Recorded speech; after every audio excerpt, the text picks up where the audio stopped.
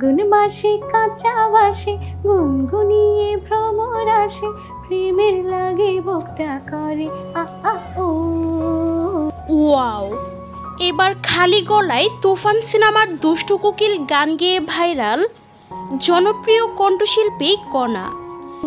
দুষ্টু কোকিল ডাকে রে cook cook cook cook cook cook cook cook, মনে বাঁশি বাজে রে cook cook cook cook cook cook. সম্প্রতি প্রকাশিত হয়েছে তুফান সিনেমার তৃতীয় গান দুষ্টু কোকিল। গানটি প্রকাশের পর থেকে সোশ্যাল মিডিয়ায় রীতিমতো ঝড় উঠেছে।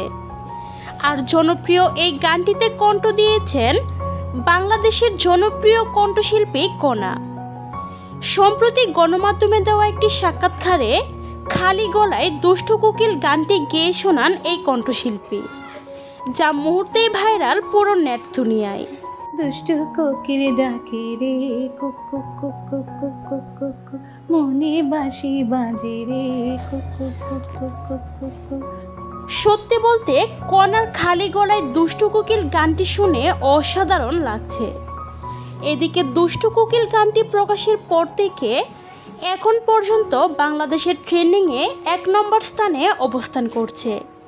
সো ভিউয়ার্স, তুফান সিনেমার এই গানটি আপনাদের কাছে কেমন লেগেছে তা জানিয়ে ফেলুন ভিডিওর নিচের কমেন্ট বক্সে। আর ভিডিওটি ভালো লাগলে অবশ্যই একটি লাইক করবেন। ধন্যবাদ সকলকে সম্পূর্ণ ভিডিওটি দেখার জন্য।